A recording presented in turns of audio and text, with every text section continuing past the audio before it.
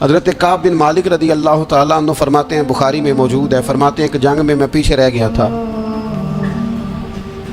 میرا خیال تھا کل چلا جاؤں گا، گھوڑے اور سواریاں میرے پاس تیز ہیں، مضبوط ہیں، پرسوں چلا جاؤں گا، تیزی سے بھاگ کے میں پہنچ جاؤں گا، میں قافلے کے ساتھ شامل ہو جاؤں گا، لیکن بس تھوڑی سستی ہو گئی، ذرا غفلت ہو گئی۔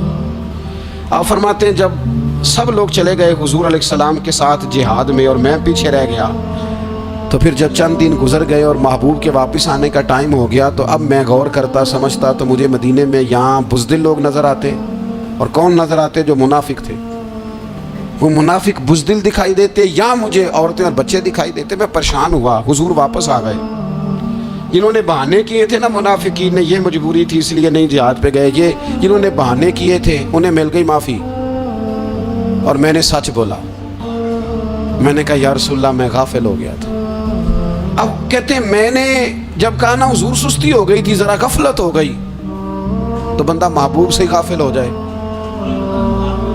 بندہ وہیں سے غافل ہو جائے۔ جو دم غافل سو دم کافر، سانو مرشد اے ہو پڑھایا۔ جب کہا نا حضور وہ غلطی ہو گئی، کوئی مجبوری نہیں تھی، تو فرماتے ہیں باقیوں کو معافی مل گئی، میرے ساتھ حضور ناراض ہو گئے۔ ایک دن نہیں، 2 دن نہیں، 50 دن حضور ناراض رہے۔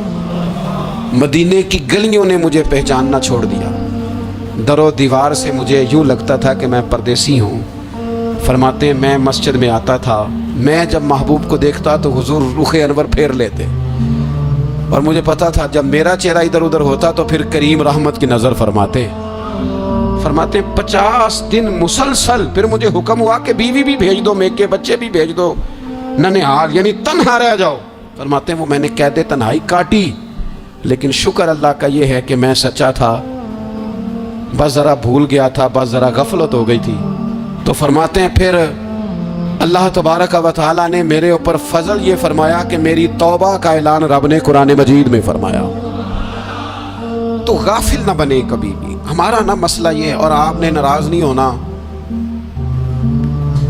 ڈھیر سارے لوگ غافل ہو جاتے ہیں،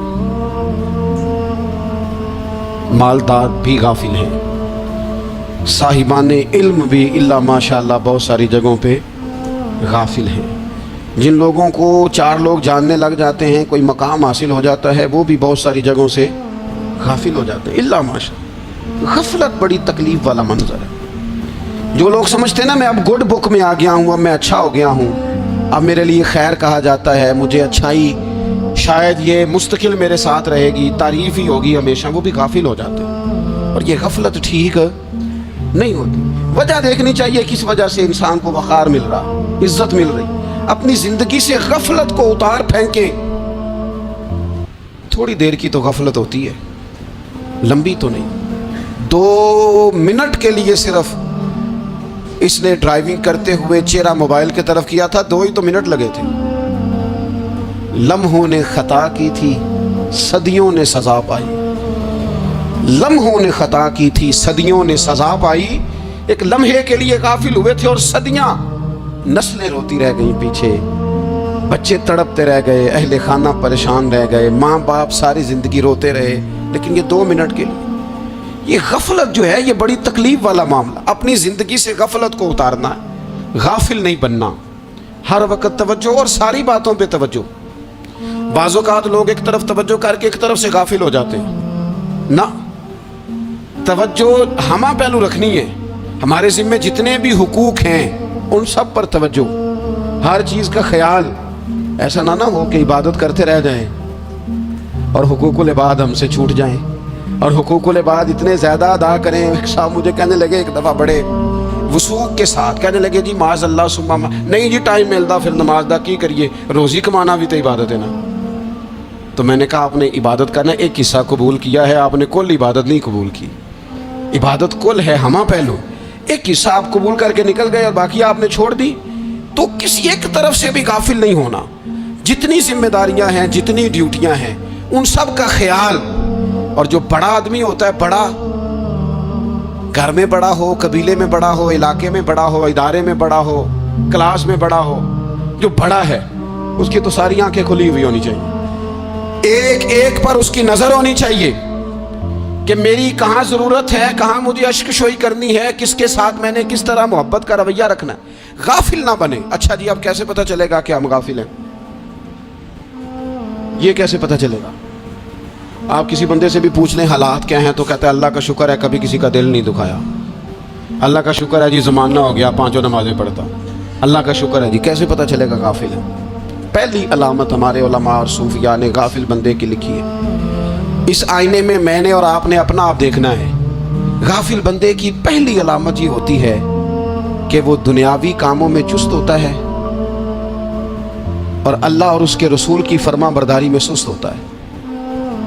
یعنی نماز کے وقت تو اسے نیند ستاتی ہے, پریشانی ہوتی ہے, لیکن اگر کسی جگہ مال مل رہا ہو, پیسے مل رہے ہوں, وہاں جانا ہو تو پھر اسے کوئی چیز بھی تنگ نہیں کر.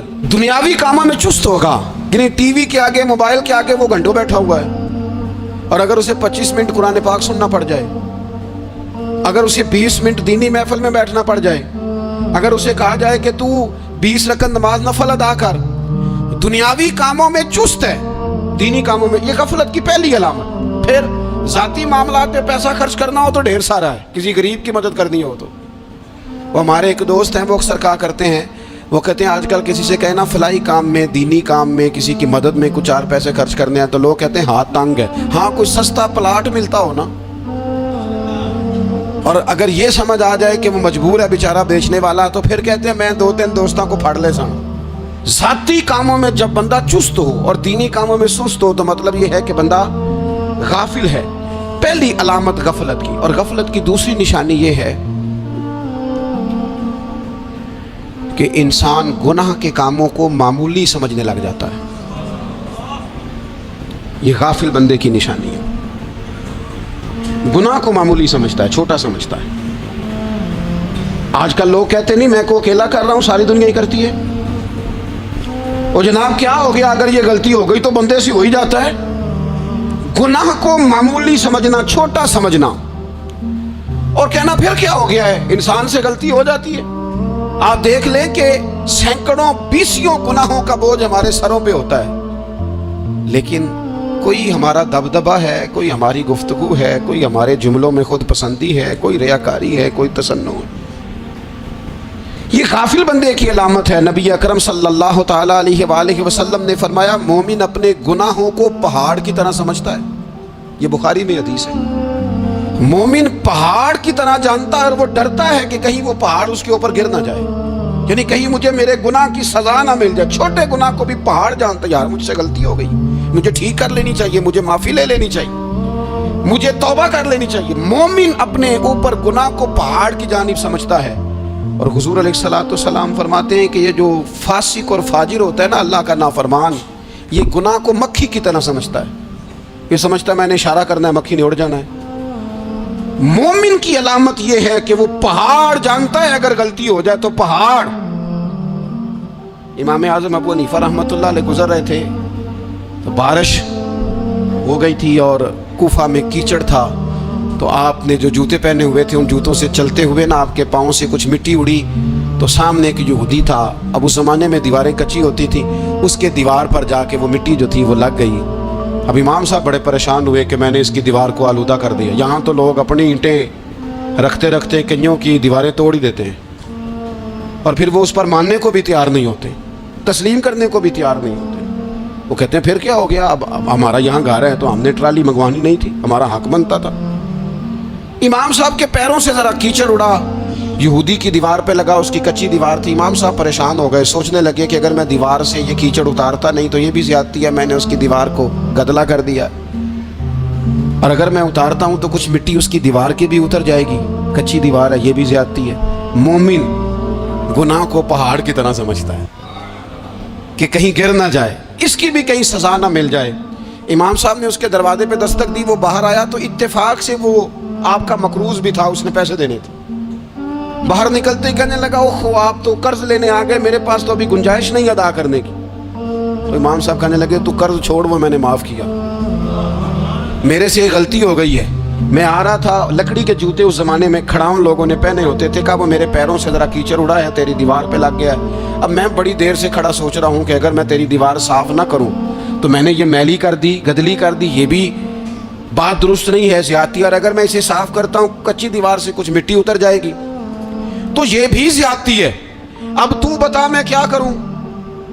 تو بے موسمہ پھل تھا نا یہ، تو بے موسمہ پھل دیکھ کے بندہ حیران ہو جاتا ہے، جو باتیں روٹین میں نہ ہو رہی ہوں وہ ذرا انوکھی لگتی ہے، بندہ حیران ہو گیا، غور سے امام صاحب کا چہرہ دیکھنے لگا، غور سے چہرہ دیکھنے لگا، اور پھر تھوڑی دیر سوچنے کے بعد کہنے لگا حضور پہلے میں نے دین اسلام کے بارے میں پڑھا اور سنا تھا، آج میں نے دین دیکھا ہے، پہلے میں نے سنا تھا کہ دین اسلام اس طرح کا ہے، آج میں نے دین، ہم نہ پوری دنیا کے کافروں کو دین سنانا چاہتے ہیں، دکھانا نہیں چاہتے، ہم نیک نظر آنا چاہتے ہیں، نیک بننا نہیں چاہتے، ہم نیک نظر آنا چاہتے ہیں، نتیجہ کیا نکلتا ہے کہ کچھ عرصے کے بعد پتہ چل جاتا ہے بندہ کس لیول کا نیک ہے، کیا معیار ہے اس کی نیکیوں کا۔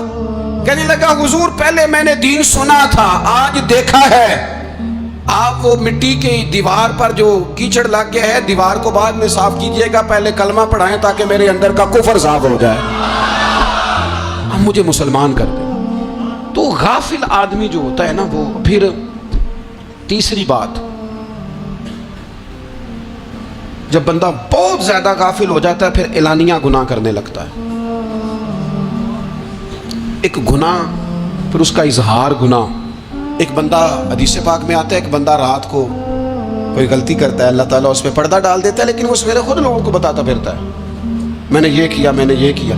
جب آپ اظہار گناہ کرتے ہیں نا تو سامنے والا بھی دلیر ہوتا ہے، کہتا ہے اس نے کیا میں کر لوں گا تو پھر کیا ہوا۔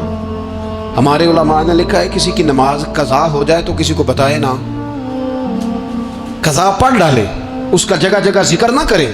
جب آپ کہیں گے نا میری قضا ہو گئی تو آپ کے ساتھ رہنے والا بچہ دوست سمجھے گا یار اس کی قضا ہو گئی ہے تو میری بھی ہو جائے گی تو کیا ہوگا۔ گناہ کرنا بھی گناہ ہے اور گناہ کا اظہار بھی گناہ ہے۔ نبی اکرم صلی اللہ تعالیٰ علیہ وآلہ وسلم نے ارشاد فرمایا میری ساری امت کو معافی مل جائے گی سوائے ان لوگوں کے جو اعلانیہ گناہ کرتے ہیں۔ یہ بخاری مسلم دونوں میں حدیث موجود ہے۔ جو اعلانیہ گناہ، جنہوں نے خود ساری دنیا کو گواہ بنا لیا، میں نے یہ بھی جرم کیا، یہ بھی کیا، یہ بھی کیا، یہ بھی کیا، خود انہوں نے لوگوں کے، بہت بڑے غافل آدمی کی علامت ہے کہ گناہ کرے اور پھر اوپر سے اعلانیہ گناہ کرے، اتنا بڑا جرم کرے۔ پھر چوتھی علامت اگر ہم دیکھنا چاہیں کہ ہم غافل تو نہیں، تو غافل بندے کی چوتھی علامت یہ ہوتی ہے کہ وہ فضول کاموں میں وقت بڑا ضائع کرتا ہے۔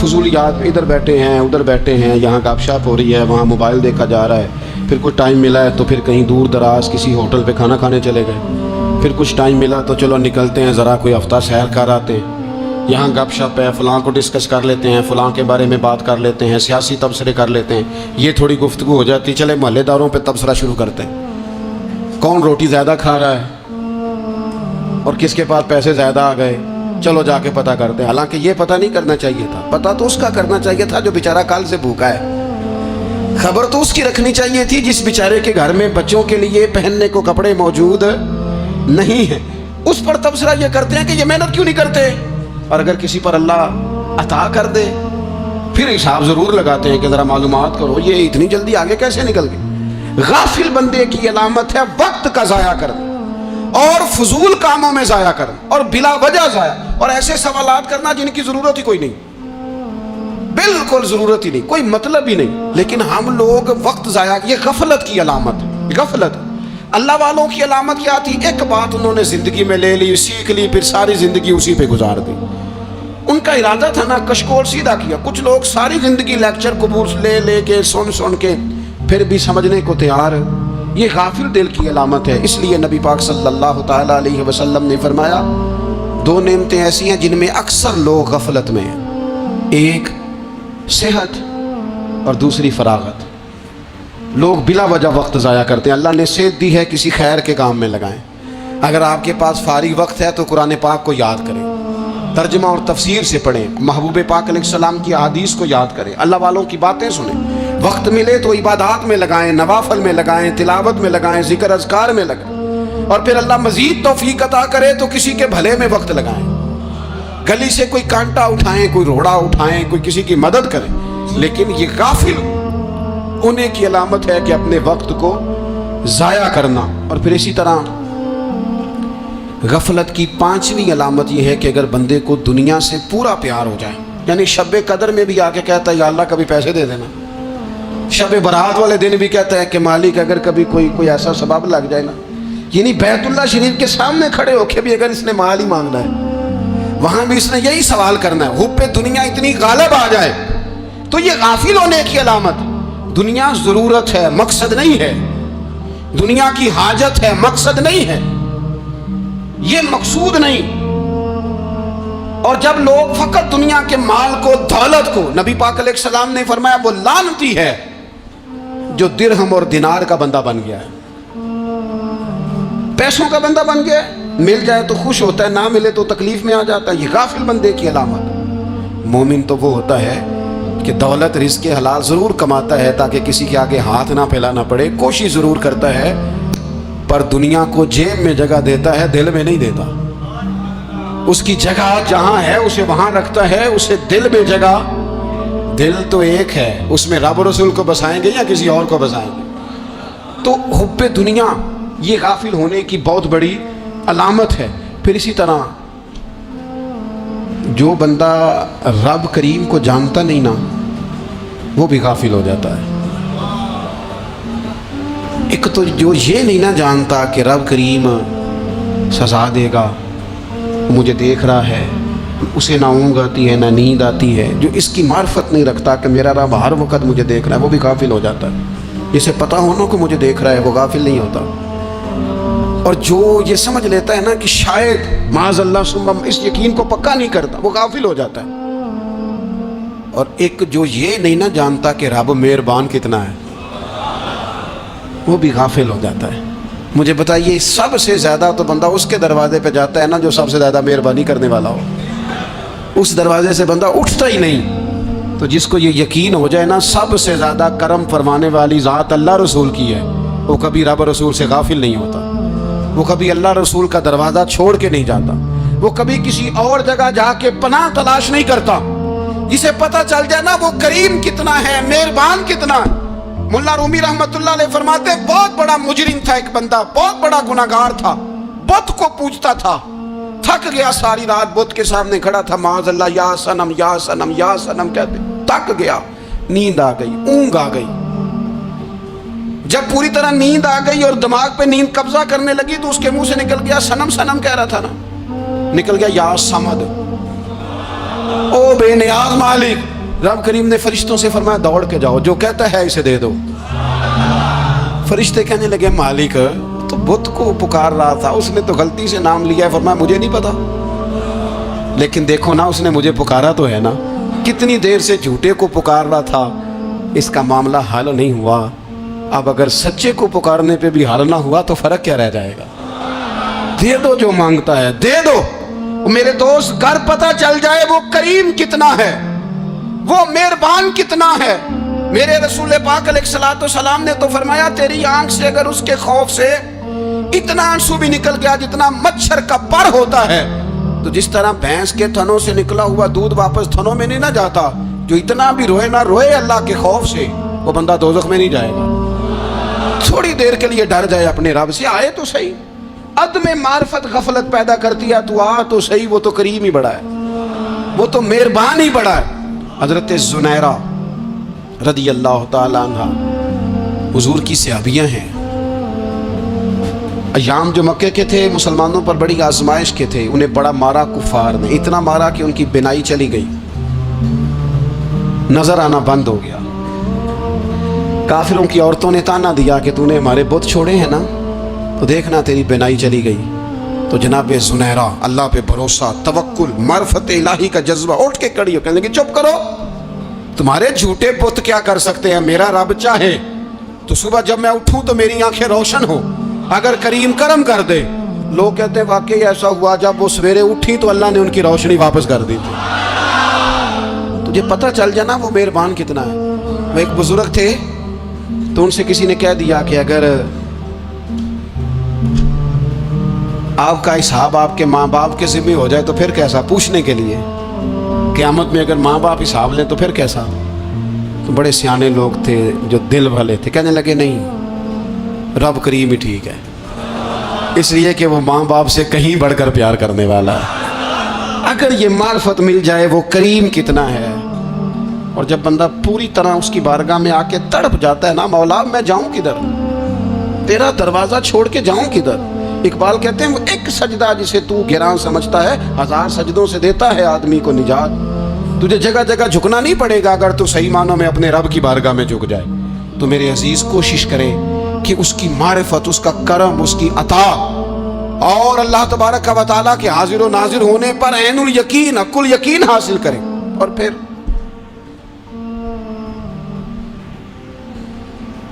آٹھویں بات یہ ہے کہ غافل لوگوں کی صحبت بھی بندے کو غافل کر دیتی ہے۔ غافلوں کی صحبت میں نہ بیٹھیں، ان کی صحبت میں بیٹھیں جن کے پاس بیٹھنے سے دل میں رب رسول کی محبت پیدا ہوتی ہے۔ غافلوں سے بچیں۔ چنگیاں دے لڑ لگی ساں تے چولی چ پھول پئے، تے جدوں میں پیڑیاں دے سنگ رل گئی تے میرے اگلے بھی ڈول گئے۔ برے آدمی کی صحبت بندے کو غافل کر دیتی۔ غافلوں کی صحبت میں کبھی نہ بیٹھے، کبھی نہیں۔ غافل آدمی آپ کو غافل کر دے گا۔ میرے نبی پاک علیہ الصلوۃ والسلام نے فرمایا انسان اپنے دوست کے مذہب پر ہوتا ہے۔ یہ بہت بڑے لفظ ہیں۔ فرمایا المرء علی دین خلیلہ، انسان اپنے دوست کے مذہب پر ہوتا ہے۔ تو دیکھ تو نے دوست کس کو بنایا ہے، جو تیرے دوست کا مذہب ہوگا وہی تیرا ہو جائے گا۔ ہم نے دوست بنایا نا غوث پاک جیلانی کو، ہم نے یاری لگائی ہے نا داتا علی اجمیری سے، ہماری نسبت ہے نا معین الدین اجمیری سے، ہمارا تعلق ہے نا بہاؤالدین زکریا ملتانی سے، ہمارا رشتہ ہے نا حضرت مجدد الفسانی سے، ہم ماننے والے ہیں نا اعلیٰ حضرت بریلوی کے، ہمارا تعلق ہے کبھی جماعت علی سے کبھی مہر علی سے، ہمارا ان سے تعلق ہے تو صبح شام ہماری زبان پہ رہتا ہے بلغ العلا بکمالہ کشفت دجا بجمالہ حسنت جمیع خصالہ صلو علیہ وآلہ۔ ان سے تعلق جڑا ہے نا تو کئی دفعہ تنہائیاں تڑپا دیتی ہیں اور تڑپ کے کہتے ہیں آج سکھ متران دی ودھیری، آج سکھ متران دی، سکھ کہتے ہیں اڈیق کو، متر کہتے ہیں محبوب کو، اج سکھ متران دی ودھیری ہے۔ اے کیوں دلڑی اداس گھنیری ہے، لوں لوں وچ شوق چنگیری ہے، اج نینا لائیاں کیوں جھڑیاں، سبحان اللہ سبحان اللہ سبحان اللہ۔ پہلے کہتے ہیں سکھ متران دی ودھیری ہے یعنی اداس ہوں، پھر حضور کے جلووں پہ نظر کرتے ہیں، کہتے ہیں سبحان اللہ سبحان اللہ۔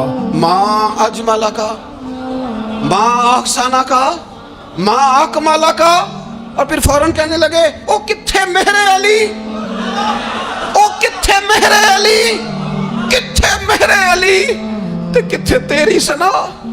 اب دیکھو مشتاق اکھیں کتھے جاڑیاں، بلغ العلا بے کمال کشفت دجا بے۔ اور میرے اعلیٰ حضرت کہنے لگے سرور کہوں کہ مالک و مولا کہوں، باغ خلیل کا گلے زیبا کہوں تجھے، تیرے تو وصف عیب تناہی سے ہیں بری، حیران ہوں میرے شاہ میں کیا کیا کہوں تجھے۔ غافل آدمی کی علامت ہے برے لوگوں کی صحبت میں۔ خبردار ان کے پاس نہ بیٹھنا جن کے پاس بیٹھنے سے تمہارے دلوں میں اولیاء اللہ، اللہ کے بندوں کی عداوت پیدا ہو۔ خبردار خبردار ان کے پاس نہ بیٹھنا جن کے پاس بیٹھنے سے تمہارے دلوں میں حضور کی اولاد پاک کے بارے میں شک پیدا ہو۔ خبردار اس شخص کے پاس نہ بیٹھنا جو امام حسین ابن علی کے بارے میں کوئی کمزور بات کرتا ہو، بچنا۔ خبردار اس سے بچنا جو حضور کے صحابہ کے بارے میں بات کرے، بچنا بچنا اس سے۔ جو سیدنا ابو بکر صدیق کے بارے میں کوئی، دیکھو کیا مقدر ہے صدیق و فاروق کے، جن کے گھر ہی رحمتوں کے خزینے میں۔ بھلا کیا کہا نبی پاک، حضور نے فرمایا میرے اوپر جس نے نیکی کی تھی بدلہ دے دیا ہے۔ یہ جو میرے ابو بکر صدیق ہے نا، ان کو میں اللہ کی بارگاہ میں لے جاؤں گا، کہوں گا مالک تو ہی بدلہ عطا فرما۔ ایک ہاتھ میں جناب صدیق کا ہاتھ پکڑا، ایک میں حضرت عمر کا ہاتھ پکڑا، اور حضور مسجد نبوی سے باہر آ رہے ہیں. دیکھنے والے کی زبان سے بے ساختہ سبحان اللہ نکل گیا. کیا شان ہے، کیا مقدر ہے. تو حضور علیہ السلام رک گئے اور روک کے فرمایا تو حیران ہو رہا ہے نا، تو حیران ہو رہا ہے نا کہ میں نے ایک ہاتھ میں ابو بکر کو پکڑا ہے، ایک میں عمر کو پکڑا ہے. فرمایا قیامت میں جب میری قبر کھلے گی تو میں اسی طرح قبر سے نکلوں گا، اس طرح میدان محشر میں میں آؤں گا. خبردار حضور کے وفاداروں کے وفادار رہنا، ان کے وفادار رہنا، ان کے وفادار رہنا. بڑا عجیب دور آیا ہے. ہم نے یہ دور دیکھا ہے کہ لوگ حضور کے صحابہ کے بارے میں بھی بات کریں گے. اب نبی پاک کی اولاد پاک کے بارے کو بھی ڈسکس کیا جائے گا. اپنا منہ تو دیکھ، اپنی حیثیت دیکھ، اور پھر وہ بندے دیکھ جن کو اللہ نے چن کے اپنے محبوب کی غلامی کے لیے حضور کے قریب بٹھایا. تو بچنا ایسے لوگوں سے، پرہیز کرنا. خبردار عقیدہ ستھرا رکھنا، عقیدہ ستھرا رکھنا، صاف رہنا، پاکیزہ رہنا، غافلوں کی صحبت سے بچنا. بڑا ڈرتے ہیں اللہ سے، دعائیں مانگتے ہیں یا اللہ نسلوں میں بھی وہی بندے پیدا فرما جو عقیدے پکے رکھنے والے ہیں. وہ بندے پیدا فرما ہماری نسلوں میں. ایک وہ بندہ بھی غافل ہو جاتا ہے جو امیدیں لمبی لگا لیتا ہے، جن کے منصوبوں میں دولت بھی ہوتی ہے، گھر بھی ہوتا ہے، اولاد کا بڑا ہونا بھی ہوتا ہے، پوتے پوتیاں نواسے نواسیاں دیکھنا بھی ہوتا ہے، یہاں بھی گھر وہاں بھی گھر، یہ سیر، یہ سارا کچھ ہوتا ہے. لیکن رب کی بارگاہ میں پیش ہونا جن کے پیش نظر نہیں ہوتا. لمبی امیدیں. حضرت مولا علی شیر خدا فرمایا کرتے تھے میں تم پر دو باتوں کا خوف کھاتا ہوں جو ڈر آتا ہے. ایک یہ کہ تم خواہش کی پیروی کرو گے، جو نفس کی خواہش ہوگی اس کے پیچھے لگ جاؤ گے، اور ایک کہ تم لمبی لمبی امیدیں باندھو گے. اتنے سال جینا ہے، اتنے 100 سال جینا، یہ کرنا ہے، وہ کرنا ہے. منصوبہ بندی کریں مستقبل کے لیے، وہ بری نہیں، لیکن تیاری رکھیں، تیاری رکھیں. اس بات کا بھی خیال رکھیں کہ اللہ کی بارگاہ میں حاضر ہونا. یہ غفلت کی چیزیں ہیں جو بندے کو غافل کر دیتی ہیں. جو لوگ اللہ کا ذکر نہیں کرتے وہ بھی غافل ہو جاتے ہیں، اور جو فضول باتیں زیادہ کرتے ہیں نا، ہنستے زیادہ. فَلْيَضْحَكُوا قَلِيلًا وَلْيَبْكُوا كَثِيرًا.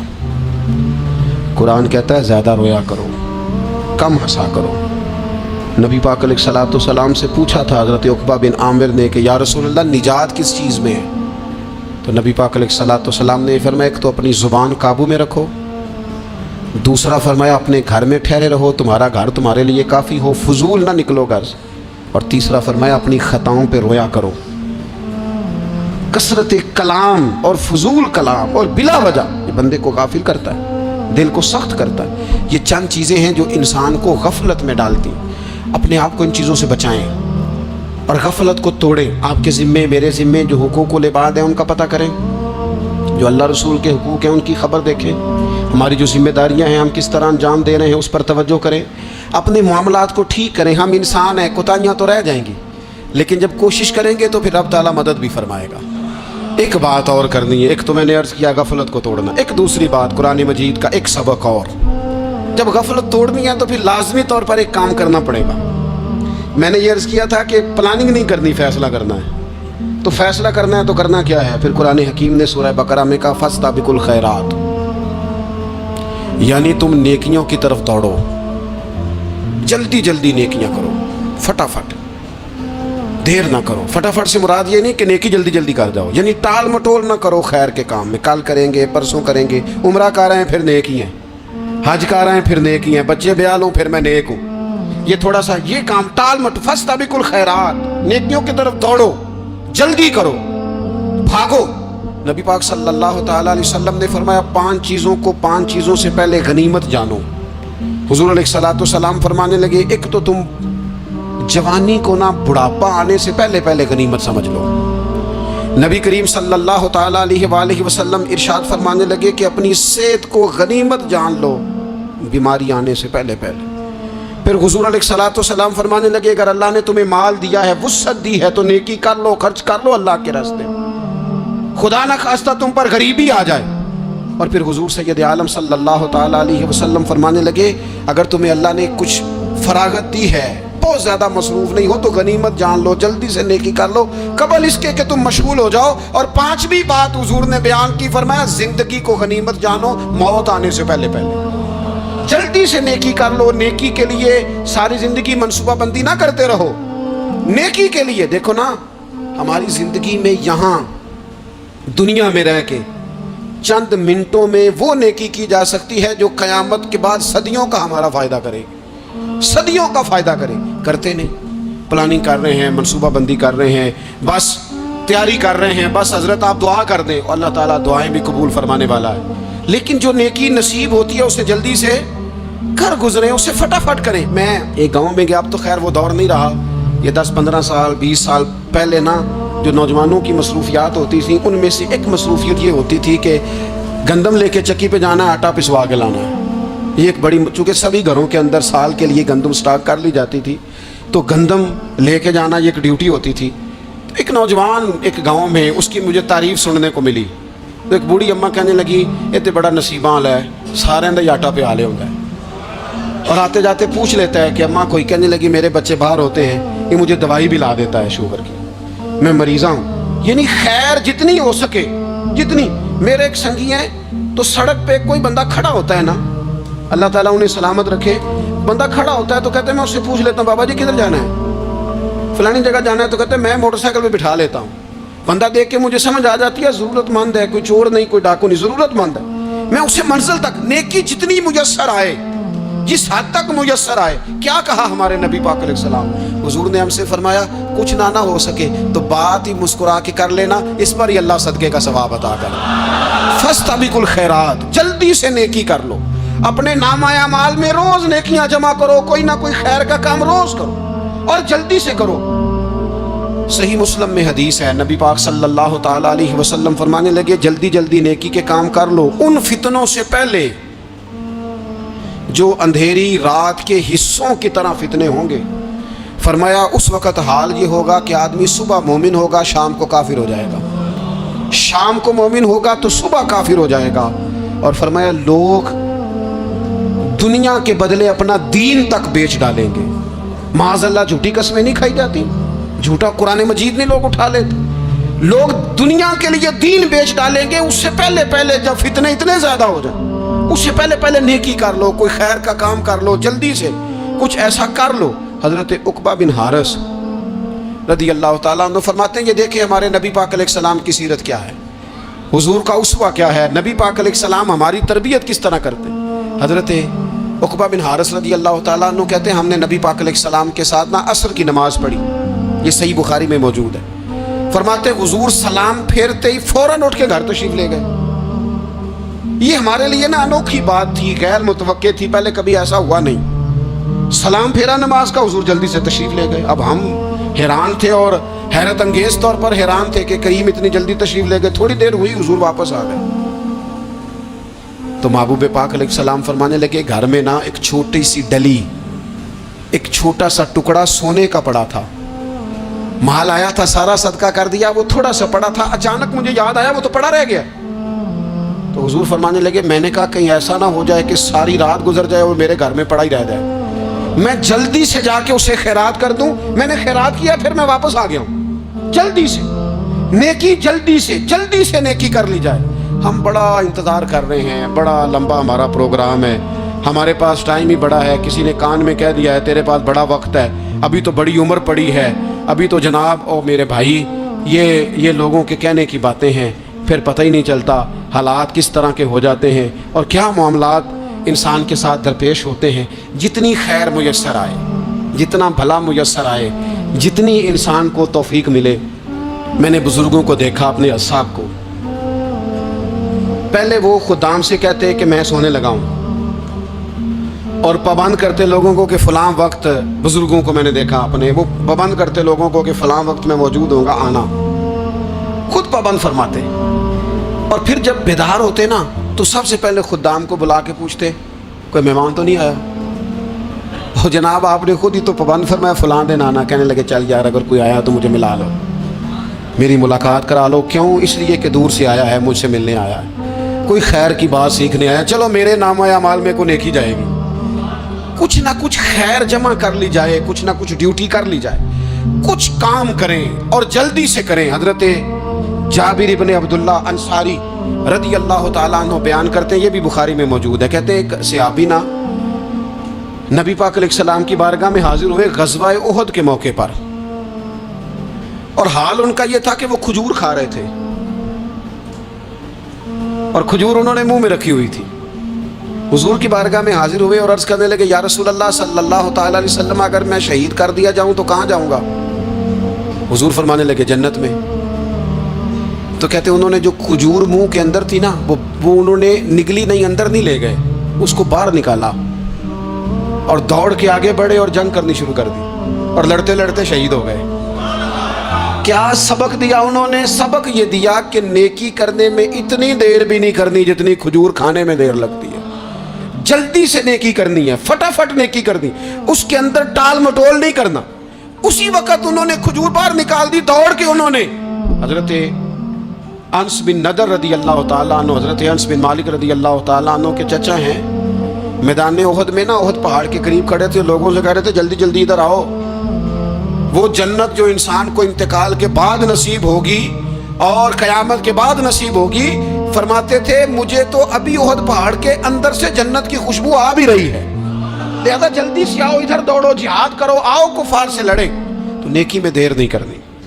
جو نیکی میسر آتی ہے، جس کو میسر، ماں باپ میسر ہیں تو خدمت کر لیں، اہل خانہ ہیں تو حسن سلوک کر لیں، اللہ نے اولاد دی ہے تو اچھی تربیت کر لیں، دوست ہیں تو خیر خواہی کر لیں، اگر آپ کو اللہ رمضان عطا کرتا ہے تو زیادہ سے زیادہ اس کی عبادت کر لیں، اگر نظر ٹھیک ہے تو تلاوت زیادہ سے زیادہ کر لیں، زبان چلتی ہے تو رج رج کے مدینے والے محبوب پہ درود و سلام پڑھ لیں، اللہ تعالیٰ کا ذکر کر لیں.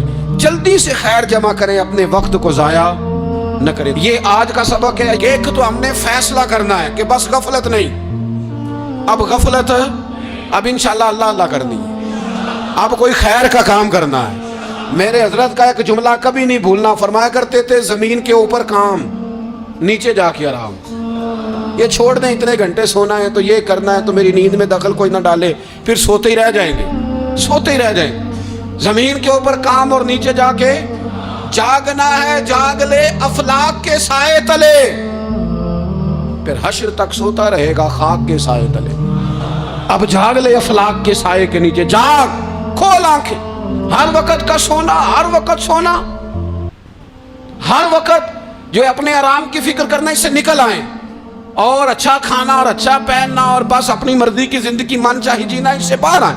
فیصلہ کریں، فیصلہ کہ اب غفلت نہیں کرنی. اگر اللہ نے کوئی صلاحیت دی ہے تو اسے دین کے کام پہ لگانا ہے، کوئی ڈیوٹی کرنی ہے، کوئی خدمت کرنی ہے. دیکھو خدمت ہو رہی ہے، صدیق اکبر مال دے رہے ہیں، عثمان غنی مال دے رہے ہیں، مولا علی نے تلوار پکڑی ہے، میدان میں جا رہے ہیں، فاروق اعظم گلی گلی نگر نگر رسول اللہ کے دین کی پہرے داری کر رہے ہیں، حضرت جناب سیدنا سلمان فارسی ابو ذر غفاری حضور کی مسجد میں جھاڑو دے رہے ہیں، اور بلال حبشی وہ نبی پاک کی مسجد میں اذان پڑھتے پڑھتے رب نے اتنا عروج فرمایا کہ کعبے کی چھت پہ کھڑے ہو کے بھی اذان پڑھنی شروع، انہوں نے اذان دی. تو کوئی کام کرنا ہے، غفلت کو توڑنا ہے اور نیکی کرنی ہے ذرا جلدی جلدی. خیر کا کام کرنا ہے، نہیں ایسے نہیں، فٹافٹ. کیسے جی؟ فٹافٹ. تو فٹافٹ کام کریں خیر کا، جلدی جلدی. تو یہ خیر کا کام فٹافٹ، جلدی جلدی اور بڑی جلدی اور دوڑ دھوپ کے. اور جب آپ کرتے جائیں گے نا تو پھر اللہ تعالیٰ مواقع بناتا جائے گا. آپ سے میری اپیل ہے، بالخصوص میرے ساتھ جو وابستہ سنگی ہیں، جو پیار کرنے والے ہیں، 2 باتیں آج آپ نے لے کے جانی ہیں گھر. یہی لنگر ہے، یہی آپ کے لیے دعا ہے، یہی ہمارے بزرگوں کا فیض ہے، یہی نصیحت ہے کہ آپ نے 2 باتیں لے کے جانی ہے. غفلت توڑ دینی ہے، فیصلہ کرنا ہے کہ آج کے بعد غافل نہیں ہونا، اور دوسری یہ بات لے کے جانی ہے کہ نیکی جلدی جلدی، فٹافٹ فیصلہ، فٹافٹ نیکی. ایک کر کے پھر انشاءاللہ دوسری کر کے پھر انشاءاللہ تیسری کر کے پھر انشاءاللہ چوتھی. یہ شروع کرنی ہے اور آپ دیکھیں گے اللہ تعالیٰ مہربانی فرمائے گا، مدد کرے گا.